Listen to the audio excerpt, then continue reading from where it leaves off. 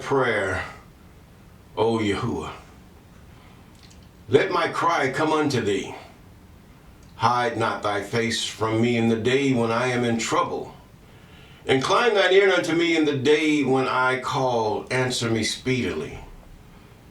For my days are consumed like smoke, and my bones are burned as an hearth.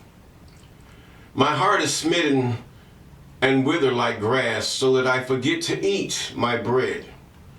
By reason of the voice of my groaning, my bones cleave to my skin. I am like a pelican of the wilderness. I am like an owl of the desert. I watch and am as a sparrow alone on the housetop. Mine enemies reproach me all day, and they that are mad against me are sworn against me. For I have eaten ashes like bread, and mingled my drink with weeping. Because of my thine indignation and thy wrath, for thou hast lifted me up and cast me down. My days are like a shadow that declineth, and I am withered like grass. But thou, O Yahweh, shall endure forever, and thy remembrance unto all generations. Thou shalt arise and have mercy upon Zion, for the time to favor her, yea, the set time is come. For thy servants take pleasure in her stones, and favor the dust thereof, and the heathen shall fear the name of the I Am, and all kings of the earth thy glory. When the I Am shall build up Zion, he shall appear in his glory. He will regard the prayer of the destitute, and not despise their prayer. This shall be written for the generation to come, and the people which shall be created shall praise the I Am. For he has looked down from the height of his sanctuary, and from the heaven did the I Am behold the earth, to hear the groaning of the prisoners, to loose those that are appointed unto death, to declare the name of the I Am in Zion, and his praise in Jerusalem. When the people gather together the kingdoms to serve the I Am, he weakened my strength in the way. He shortened my days. I said, Oh, my God, take not away in the midst of my days. Thy years are throughout all generations. Of the old thou hast laid the foundation of the earth, and the heavens are the work of thine hands. They shall perish, but thou shalt endure. Yea, all of them shall wax old like a garment. As the vesture shalt thou change them, and they shall be changed. But thou art the same, and thy years have no end. The children of thy servants shall continue, and their seed shall be established before thee. Psalms chapter 102. Deliver me from the hands of evil spirits who have sway over the thoughts of men's hearts, and let them not lead me astray from thee, my God. Establish thou me in my seed, that we go not astray henceforth and forever. Jubilees chapter 12 and verse 20. Yes. All praises to the Most High. Even he who hath created all things, he who fills all space and time and matter. Yes, even the God that we do not understand, but yet we want to understand and know him. We can't figure him out. No, we cannot. But we can understand through the historical accounts that we are given throughout the books. Yet we still search for that book which is called the law. Yes, we give God the praise and the glory for you, and we thank God for those, and also we want to thank God for those that have been with us since the beginning, and those of you that have been with us here and there's about, and those of you who have just subscribed, as well as those of you who are about to subscribe, even those of you that just want to incognito or just view. We thank God for you too. Counting those things that are not as though they are. Yes, all praises to his name. Even the most holy of holies. Yes, he. You don't know we do know the awesomeness of God. Those of you that do read and those who know the scriptures or know the historical accounts, which we call scriptures. Yes, we do. Yes, that is one true saying. The historical accounts is to understand how God deals when we walk contrary to what we have agreed to with God. He does not play with us. God is not as one, it is said, God is not a play. He ain't gonna play with you. He's not a play. No, you don't see him. But what you see, all you see is circumstances and things that have culminated. But if you read throughout the historical account of how God had dealt with man, whether he was obedient or disobedient, and how he brought things to pass that he had told, how it just culminated up to the actual word that God has spoken, these things happen. See, this is what the heathen cannot understand. Where is God? I see God all the time. I see his moving all the time. I see it in Zimbabwe. I see God's moving in, Tanzania. I see God's moving in Egypt. I see God's moving in Israel. I see God's moving all over the United States. I see God's moving through South America. I see God's moving, yes, through Canada and all the world, yes. I see God's moving. I see what he's doing. I see how by just reading his word and looking at the political advances, looking at the things that are happening, we know that one day they shall hate the whore. Really, it shall happen, as Revelation would put it. But then the psalmist even put it a different way. They're going to hate this place where they live lavishly and have had men slaves and women slaves and all manner of ill. This is the wickedest place. Even people say Dubai is wicked. People say, sir, the most wickedest place is where we are now. Here. Wicked. Wicked because of what?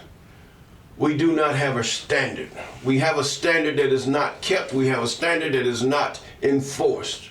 Only thing is forced is the color of your skin, just about, or the status of your person. In other words, whether you rich or poor, black or white. These are the only things that are enforced. Black while walking, black while talking, black while going to the store and paid for your stuff, but yet somebody said. Shouldn't have, did not the Most High, the law of the, see, this is how the Antichrist, or not Antichrist, but he that despises the things of God, even God himself, have devised in this land. Yes, it is. There's no such thing as an Antichrist.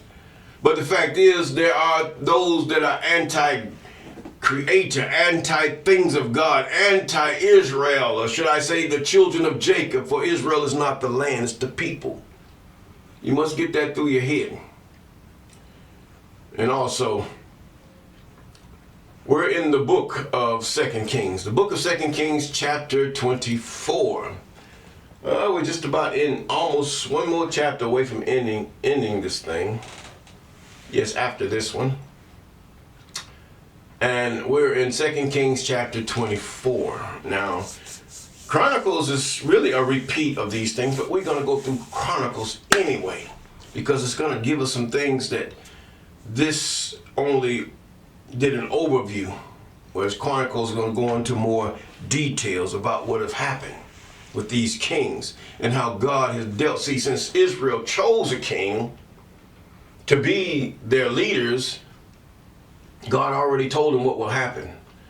Some have led him back to righteousness, and then the next king lead him right back out of righteousness. Some led him into the covenant, just like Josiah, and then you had those who lead him back out of the covenant. But God says these people are just wicked. Easily led astray, always easily swayed by the spirits, the evil spirits that hover around them. Not even reading, too lazy in the mind to study and learn and know of the Most High. Or even to write down those things they hear in the weekly or repeat those things or write. They had writing back then. They could have wrote down the things they've heard that the Levitical priests read every Sabbath of the law. But no, we don't do that. That's too much. But we can read about how one of the music star has divorced his wife and came back to his wife. Yes, because we paid money. We like their music. See, you create the beast. That's one thing true about the Revelation. People create the beast. And the beast in turn perverts the people. This is what happens either way. By a beast is one who has a product, and people buy that product. You make that person rich. That person gets beside himself by the sway of the evil spirits around him or her. Then they begin to come into things as though they have done all these things of their self. The Bible says, woe are you when you all of a sudden made rich. Don't mean just like bam. It means, in a small amount of time, because maybe your video went viral, or maybe your song or your invention or your product went viral and created millions and billions for you, and now you think you can take the place of God. Foolish man, foolish woman. God putteth one up, and the Most High can take one down. And we've seen it happen year after year. Yes. Now in 2 Kings, Josiah is dead, and now we have a new king coming. A new king is here, and his name shall be named. It says in verse 1, it says in 2 Kings chapter 24 and 1, in his days Nebuchadnezzar, not Drezer, Nebuchadnezzar, king of Babylon, came up. And Jehoiakim, this is the one that is king now, Judah. Israel has already been taken away. The 10 tribes are already taken. Now, or mixed in with the Medes and the Persians in the north, on the other side of the Euphrates. Now, he says, became his servant 3 years. He is a king. See, this is what you are doing when you become a puppet. You are the servant of Nebuchadnezzar as the head of gold. Let me tell you something here, leader, or those of you who just want to know. He's the head of gold. When you take your land and you become servant because of fear, because of greed, because of doubt, because of idolatry, you think their way is better than them.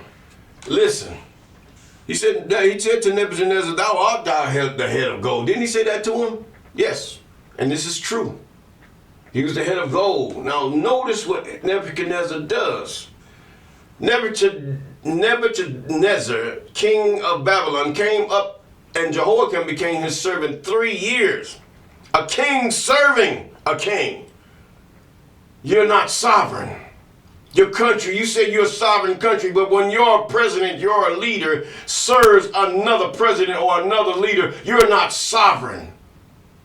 When you are sovereign, when your people can depend on themselves, can use their own, can depend on their leader to use his wits and his, should I say, resources to gain and help the people to develop into a self-sufficient people. Other than that, you're just still a slave. You're still a servant. Now, then he turned to rebel against him. I'm going to stand up now. This is what happened to the Sahel.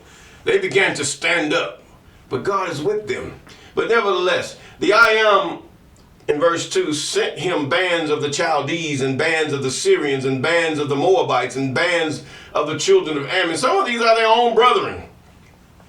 Closer brethren, should I say. All of them are their brethren.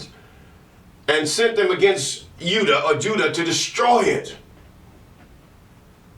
He's talking about that whole southern place all the way down to the Nile River, almost to Egypt. Now we already know that the Egyptian king killed King Josiah, a righteous king, but that was by design. Precious, God had to get rid of him. God had a plan. Flesh is nothing to God. See, you in your own human mind, your fleshly mind, you have to get into God. You have to understand and know God. God didn't say, don't judge me. You don't have to judge me. Just understand and know why I do these things. And he tells you why he do these things and what kind of person or spirit he is. Through his dealings with mankind throughout the holy writings, what we call the holy writings. These are historical accounts of God. Period. Now, it comes to the point right here. He says, to destroy it according to the word of the I am, in which he spake by his servants the prophet. Surely at the commandment of the I am came this upon Judah to remove them out of his sight. God disgusted. You in the land I put my name in, but yet you pollute my name before the heathen, before the spirits. You pollute my name. For the sins of Manasseh according to all that he did. And also for the innocent blood that he shed, and he filled Jerusalem with innocent blood, which the I am would not pardon. See, that's why I say murder. Murder. The I am will not pardon.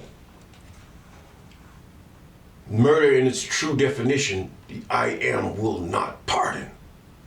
Now, not in this life nor the next, nor the rest of the acts of Jehoiakim and all that he did, are they not written in the books of the Chronicles of the kings of Judah? Now notice, Chronicles is going to give you more detail.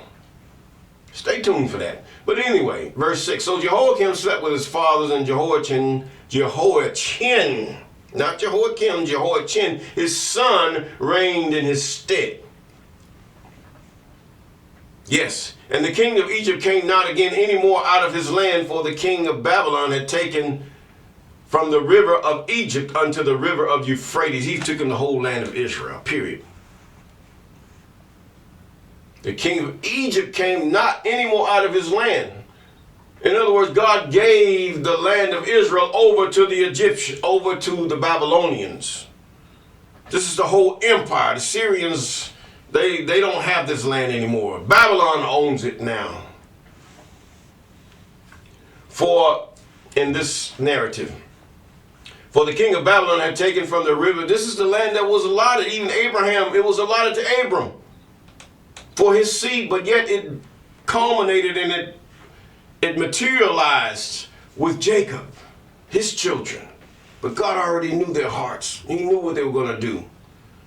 But either way, it says now, Jehoiachin was 18 years old when he began. And also these Ashkenazis who possess that land think God's not going to allow you to have all that. No, you can't even, you even rebuilding the wrong Jerusalem. How foolish can you get? But either way, nevertheless, that's why he said he's going to raise up.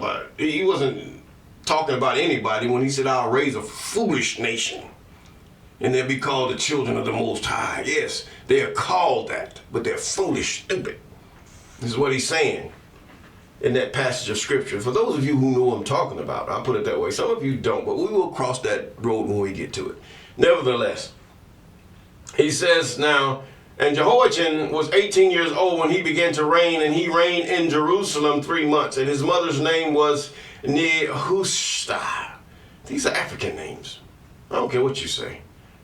Nehushta. And the daughter of Elnathan of Jerusalem. And he did that which was evil in the sight of the I am, according to all that his fathers had done. They're probably trying to please the king of Babylon, to make him look like it, just like some of you. You turn to Christianity trying to please the West. The West don't even practice Christianity the way it should be practiced. How in the world you gonna please them? They ain't gonna do nothing but come and tell you still heathen. And because you don't look like them either way. Now, he did that which was evil in the sight of the I am, according to all that his fathers had done. At the time, the servants of Nebuchadnezzar, even king of Babylon, came up against Jerusalem. The city was besieged. And Nebuchadnezzar, king of Babylon, came against the city, and his servants did besiege it. And Jehoiachin, king of Judah, went out to the king of Babylon, he and his mother and his servants and his princes and his officers, and the king of Babylon took him in the 8th year of his reign. He was a young man. And he carried out thence all the treasures of the house of the I Am, the treasures of the king of the house, and cut into pieces all the vessels of gold, which Solomon the king of Israel had made in the temple of the I Am, as the I Am had said. Now you have to realize, those of you who have had stuff stolen out of Africa, the Hamites, those of you, the things that were in the temple, all those things were taken by the West, still practicing the things of Babylon. Yes, you had Babylon, you had Persia. They were doing, now Persia's a different thing. We have to understand, we have to look at Persia and see what they were doing. But now part of the Roman Empire is mocking, or should I say, doing after the king of Babylon, taking not only the treasures, but the treasures of flesh, the treasures of minerals, the treasures of resources. From who? From God is what he did. When you took slaves, when your ancestors took slaves out of Africa, when your ancestors took the artifacts out of the temples of the Most High, yes, you took them out of Egypt too. You have them in your homes, you have them in your museums. Yes, you do. You have them hidden in basements and dungeons way deep, but God knows where they're at. This is the sin of Nebuchadnezzar. This is the king. He's the head because he took from God. He took from the spirit that moved upon the water. But God allowed it because He's going to turn him backwards for those who carry out the things that he has done. Oh, but I didn't do it. That was them. No, you're benefiting from it. Be careful. And he carried out thence the treasures of the house of the I Am, the treasures of the king's house, and cut in pieces all the vessels of gold. He cut in pieces all, he took the gold off the walls, which Solomon king had made in the temple of the I Am, as the I Am had said. In other words, you stripped the things, you took the riches of the Most High for yourself. Europe, West, United States, you took these things, whether they be in people or resources or precious metals or whatever, you took them from God. This is the head. This is the head, and you made yourself gods. And today many benefits from that which their ancestors have done and tried to make themselves God, and that can nobody that look like Judah or Israel with kinky hair, broad noses, and black skin can ever tell them anything. You don't see how the devil and how you were set up for your own destruction. Now, he carried out thence all the treasures of the house of the I Am. I'm not talking about Russia. Russia didn't do anything. And all the other nations. China didn't do anything to anybody. The Chinese really were businessmen from the get-go, even according to a Jewish man that wrote the book, Daniel Borenstein. He wrote a book, and he'd been down in the Vatican, as he depicts in his books, called The Discoverers. I like that book. That was a pretty good book. But you have to look at it with the mind of history, not only divine history, but also regular history. But anyway, he carried out all the treasures of the house of the I Am, the treasures of the king's house, and cut in pieces all the vessels of gold which Solomon, king of Israel, had made in the temple of the I Am. He probably cut out the big, tall gold, should I say, seraphims or whatever. They had their wings from one tip to the other. He cut that out, as the I Am had said. In other words, God took his name from that place. Although his name was named there, he took it from it.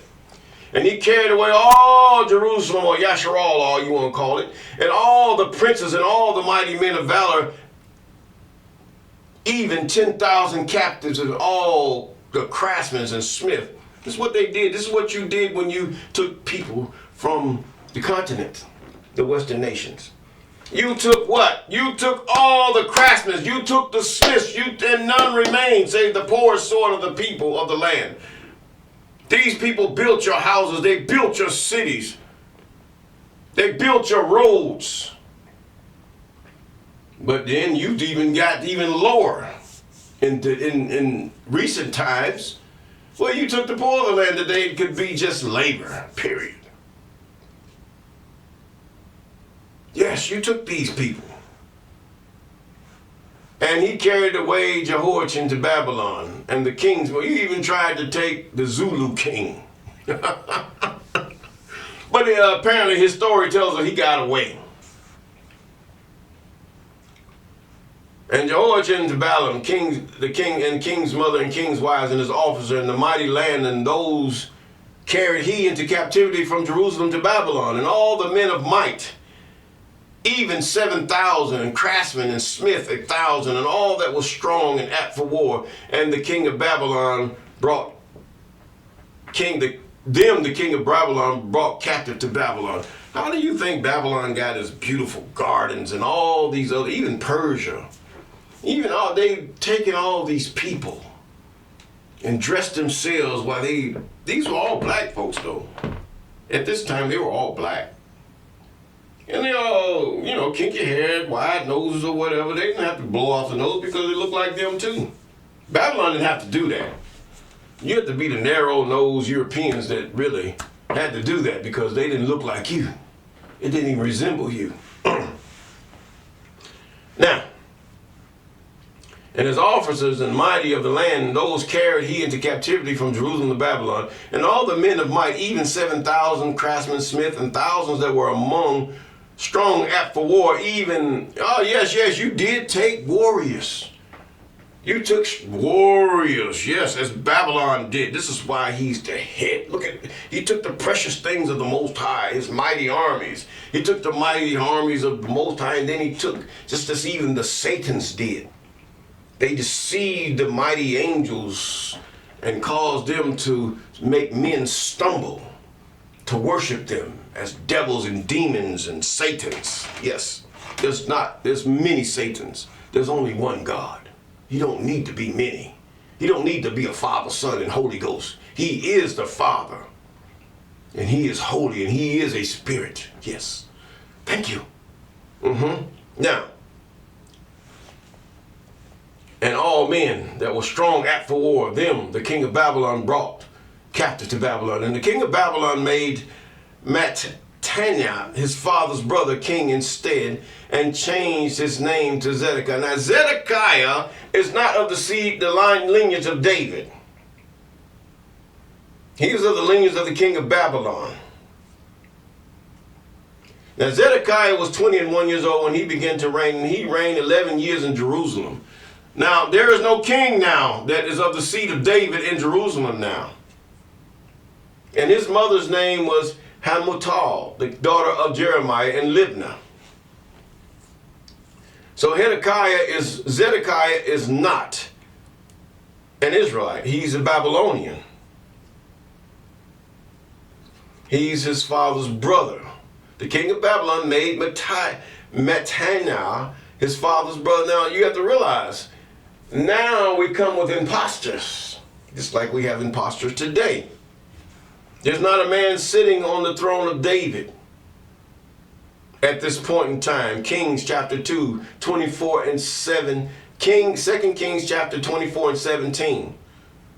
There's not, in this historical account, there is not a king sitting on the throne of David. Now, his mother's name was Hamutal. Now he's still written in the should I say, you would call them minutes, or you would call them, the scribes would write down what the king says and what happens to the king. This is written in books and stored. Okay, the daughter of Jeremiah of Libnah, and he did that which was evil in the sight of the I Am, according to all that Jehoiakim had done. Yes. Why? He ain't got nothing to do with God. For though the anger of the I Am, through the anger of the I Am, it came to pass in Jerusalem and Judah until the end had cast him out from his presence, that Zedekiah rebelled against the king of Babylon. He rebelled against his own family. I guess he wanted his own thing. I got my people, and they got Babylon backing me up. See, this is the thing with even what you call supremacists. The only reason they act like that is because they got someone backing them up. When the children of Jacob began to do those things that are right before the Most High, you have a backup that you never thought existed, that you never even understood.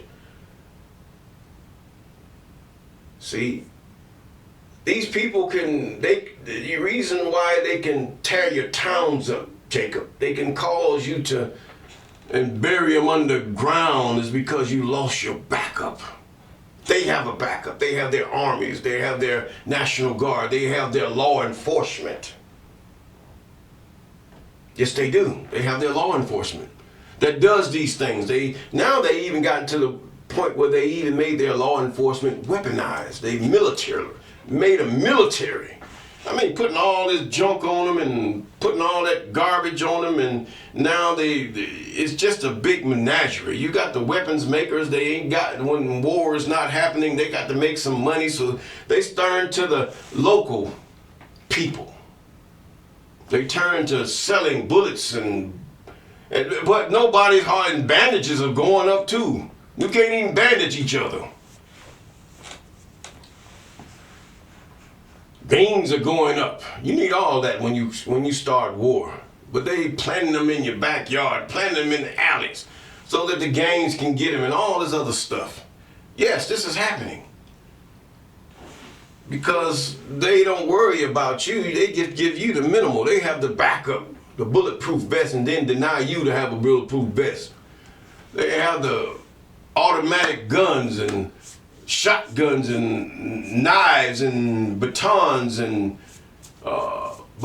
chemical agents such as, should I say, that stuff that sting your eyes. I put it that way. Yes, they got backup just like he had backup. And he realized that, but then he rebelled. See, now they come against their own because they rebel. They want to stand. They're saying you're wrong for treating these people like that, but God got us. You don't have to worry. God got Jacob.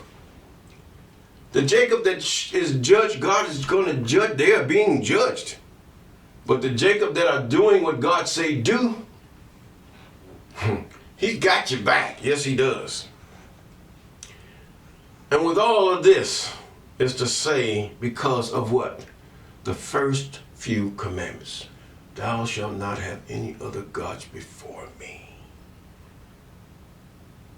And this tends toward when you love God with all your mind, heart, and soul, and then it's gonna follow your neighbors. What he says, love your neighbor. He's talking about those of your people. This is in the Old Testament. It was in the Old Testament well before the New. He said it's going to fall down to that part where you will not commit adultery, where you will not lie, you will not desire that of your neighbors, because what? How can two walk together except they be agreed? You have to agree in the things, especially your creator, your master. You have to agree in these things. And then when we do agree and follow those things that our creator has told us, we will have, yes, you know what I'm going to say, peace.